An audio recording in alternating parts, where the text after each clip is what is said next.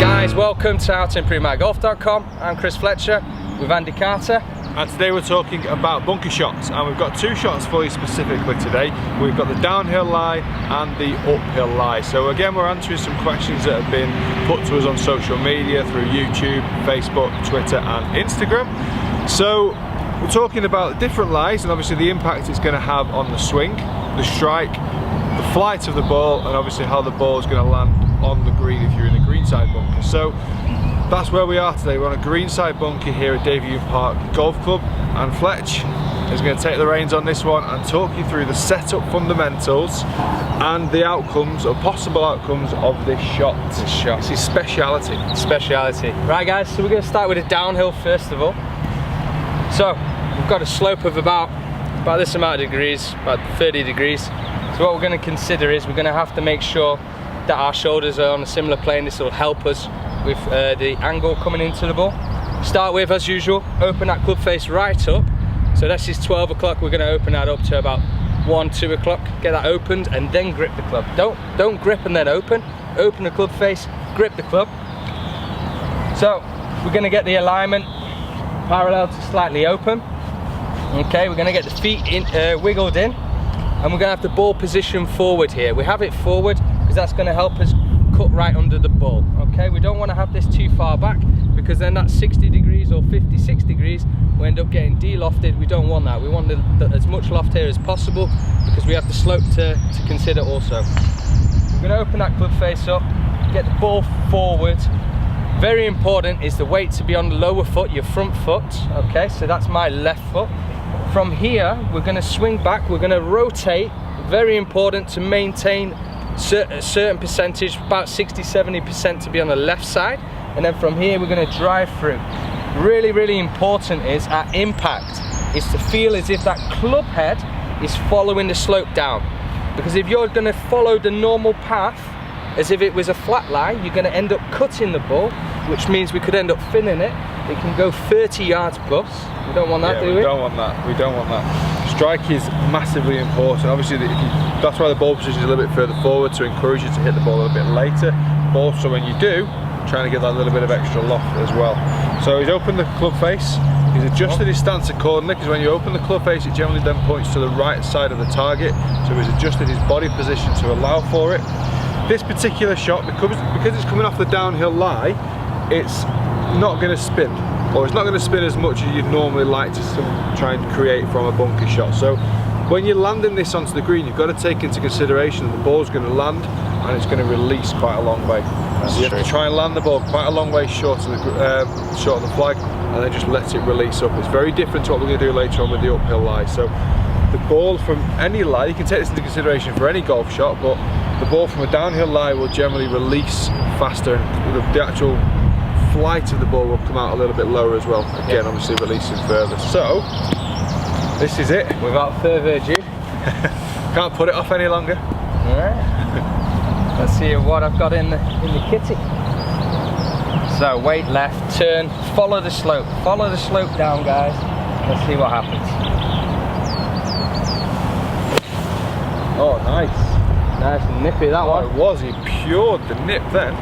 The interesting one though is how far we swing it. Because again, we're trying to encourage as much height, as much loft as possible, as much velocity into the ball to get the ball going up into the air. Too much of a short golf swing or a little bit too much of a shallow angle into the ball will just get a really low flight as well. So maximising the launch angle, I suppose, from this sort of shot. Nice full swing, creates a lot of club head speed, gets that ball to float out. Do you want me to do a short one? Yeah, let's get you another one, shall we? Yeah. One more time again, give you a good light. Oh, bit pluggy that. Pluggy. plugged a bit. We'll make it a bit easier. There we go. Oh, beautiful line. You're blessed if you get this line. No. So ball position's gone forward, the stance is open, the club face is open, the weight's level with the slope, so leading toward the target in this case. And it's going to have full commitment to the shot, hit the ball as late as possible, and allow for the added roll when it lands.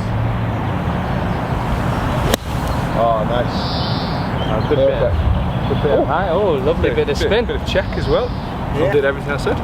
So now we're going to move over to the uphill lie. Right, so we've conquered the downhill lie, now we're on the uphill lie, and Fletcher's rolled into the bunker.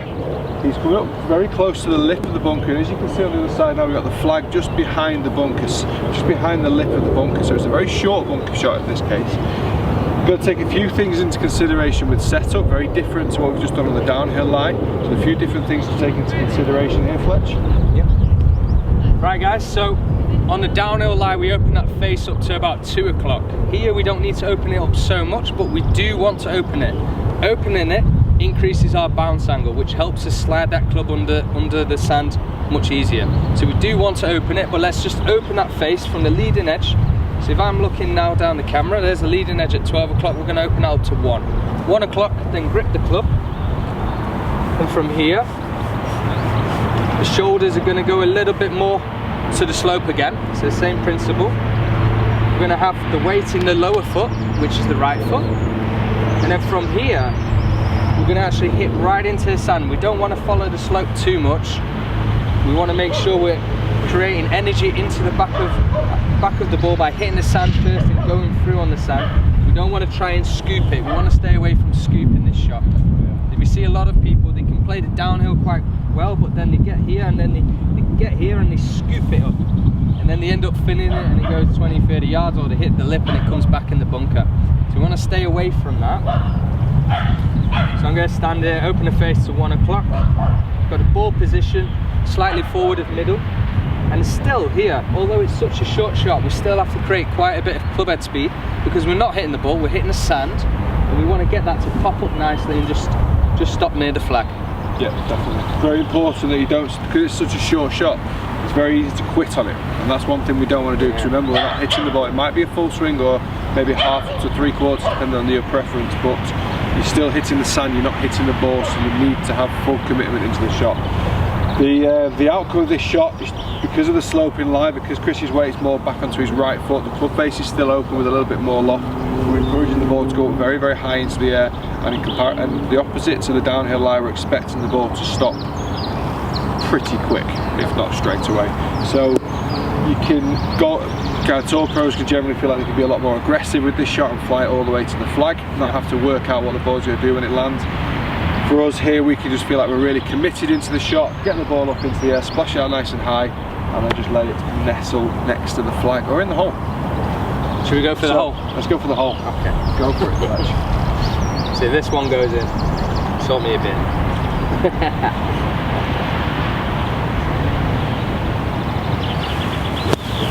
Beautiful. Hello. Beauty. Good effort. Tap in. Good effort. Tap in for birdie. I'll show the guys on camera that in a second. We'll give you another go. I like that one. So you see, nice guys, shot. Quite a bit of club head speed coming into that ball, and I've made sure I'm following through on the sand, not going too much with the slope.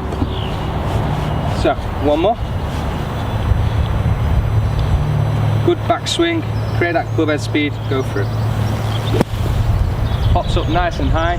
Oh, good shot. Played as if you were a pro. Tour pro. Tour pro. Quality. Right guys, I hope you've enjoyed that tip. I hope you found it useful for the next time you're in a bunker. You've got a bit of a routine to get out of the bunker, and then you can also figure out and understand how the ball is going to react when it lands on the green. If you've any more tips you'd like to see from us, please do write at the bottom, and we will endeavour to do them To answer them for you. Best as possible. Guys, if you like the tip, please give it a thumbs up. That gives us help. Subscribe if you haven't, that's free to do so. Check us out on our social media platforms. We've got Facebook, Instagram, Twitter, YouTube. And YouTube, indeed.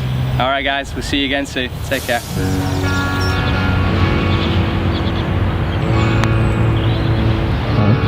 Oh.